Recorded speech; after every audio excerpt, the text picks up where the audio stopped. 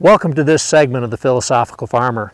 Today, we're here at Stan Brown's farm, and we're going to be talking with him today about his experience through the years. He's in his 80s, and he's been working in horticulture his whole life, but we are really looking forward to all the things we're going to learn from him today. I'm Stan Brown. I was born and raised in Northwest Arkansas, southwest of Town. My dad was a typical farmer in those days. He had all kinds of fruits, and we had chickens and some cattle. And eventually I made my way to the university and worked in the horticulture department starting in 1960.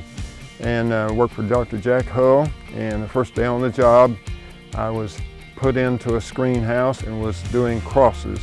And learned all the things and techniques of crossing, of seed gathering, of stratifications, of planting the seeds and lining them out in fields and going through and surveying populations.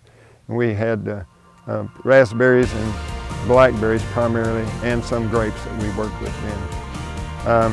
After a few years in the military, I came back to university and went to, in grad school, went to work with Dr. Roy Rahm in tree fruits. And basically, I was able to spend about 10 years in the Fayetteville area, and we worked primarily with apples in Northwest Arkansas. We had some research plots with peaches, but most of our peach work was done at the Clarksville Fruit Substation at that time, called Substation. And so I spent a lot of time down here, and after 10 years I moved down to the substation and worked here for Dr. Rahm. We grew grapevines wholesale. We grew thousands of cuttings every year from our vineyard, and then we grew them in a field and harvested them and sold them nationwide by UPS, and also to some major nurseries that would come down and buy truckloads at a time. Eventually, we outgrew the grape growing basically, and I got into breeding crepe myrtles as a sideline because it fit into my schedule. I was working with azaleas initially, but you do your breeding right during the busiest time of the year for the nursery, so we had to avoid that.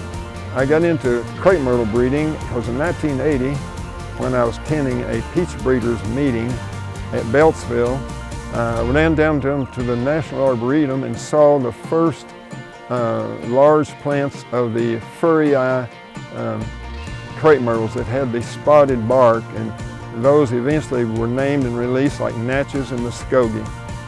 Eventually I got a hold of Tonto, a National Arboretum release, and I used it with some of the redder reds that I had, like Victor and Oak Mulgee Red, and out of that population I found one that I really liked called Freedom. It was very free of disease. It was very free flowering, and Freedom was a name I thought was appropriate for it. It's a panicle rebloomer, which I didn't realize until several years later. It blooms from the old panicle several times during the season, so it was blooming continually from June till October. And I've used it, and it's also been used by other plant breeders now in Texas.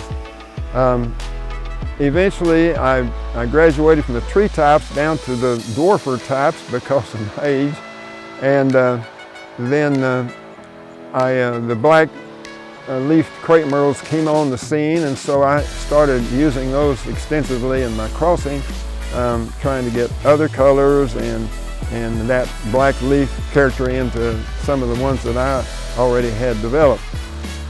Besides the panicle reblooming and the increased longevity of bloom, I've recently found a couple of crepe myrtles that bloom quite differently than most other dwarfs. They bloom from the nodes of the leaves, the leaf nodes, and they send out 1 or 2 flower buds from each leaf node. They're continually in bloom from June till September, October. They're very dwarf. They have to be very branchy to flower that profusely, but I think there's merit in those, and so I'm working basically with those only now. I'm in my mid-80s nearly, and so I'm looking for things that turn over quicker than the dwarf or tree types that I had to spend 4 to 5, 6 years to even make a selection. My parting thought for today as we kind of wrap up this session, we've enjoyed talking with Stan. Stan has spent a lifetime. I was thinking about him giving his life to the passion of horticulture. I was thinking there were kind of some steps that happened in his life. He woke up, he realized he loved horticulture. He stood up and moved in that direction. He spoke up. He's been involved in these organizations, and he's made an impact here in Arkansas in the horticulture industry through the Horticulture Society and through Farm Bureau, and he spoke up. All these things have been a part of his impact here on Arkansas horticulture. Thanks for tuning in today. We look forward to a segment next month where we're going to be looking at the harvest of grains here in Arkansas and where they go, how they transport them, some things like that.